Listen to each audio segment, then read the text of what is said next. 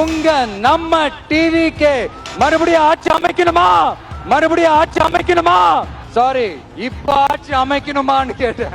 Sorry, இப்ப ஆட்சி அமைக்கணுமான்னு கேட்டேன். சாரி.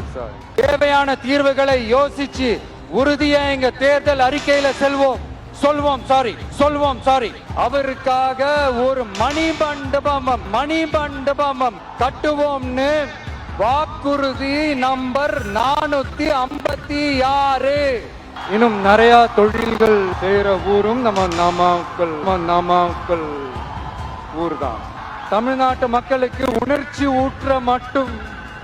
ஊற்ற மண்ணும் கூட நம்ம சென்னை மாகாணத்தோட முதலமைச்சரா இருந்த சுப்பராயன் அவர்கள் சாப்பிடறதுக்கு நல்ல சோறு, அவனை பார்த்துக்கிறதுக்கு நல்ல மருத்துவ வசதி, எது நடைக்கு சாத்தியமோ எது உண்மையோ அதை மட்டும் தான் சொல்லுவோம், அதை மட்டும் தான் செய்வோம். இந்த கிட்னி திருட்டுக்கு ஆரம்பம் எங்க இருக்குன்னு பாத்தீங்கன்னா கந்துவட்டி கொடுமையில இருக்கு. இவை உலர் களங்களுடன் கூடிய கொள்முதல் நிலையங்களுடன் இணைக்கப்படும்னு வாக்குறுதி நம்பர் 50. இந்த லாரி பாடி கட்டுற தொழிலிருந்து இன்னும் நிறைய தொழில்கள் செய்யற ஊரும் நம்ம நாமக்கல் ஊர் தான்.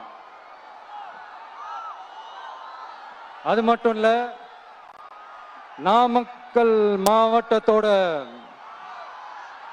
இந்த முட்டை உலகமும் கூட ரொம்ப ஃபேமஸ். எக் சிட்டின்னு கூட கூப்பிடுவாங்க. அது மாதிரி தமிழ்நாட்டு மக்களுக்கு இந்த சத்தான உணவு முட்டை கொடுக்கிற ஊர் மட்டும் இல்ல, தமிழ்நாட்டு மக்களுக்கு உணர்ச்சி ஊற்ற மண்ணும் கூட. இதை நான் ஏன் சொல்றேன்னா, 2 வரிகள் சொன்னா உங்களுக்கு ஈஸியா கனெக்ட் ஆகும். தமிழன் என்று சொல்லடா, தலை நிமிர்ந்து நில்லடா.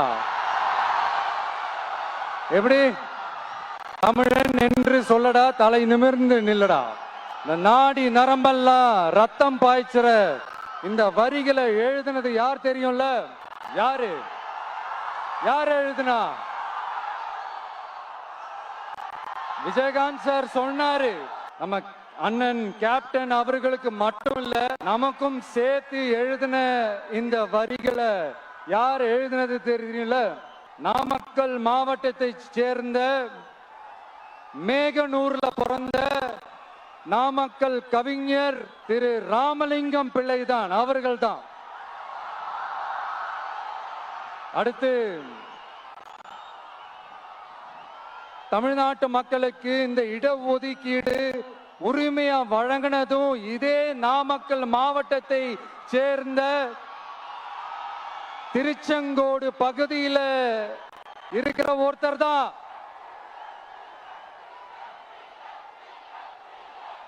நம்ம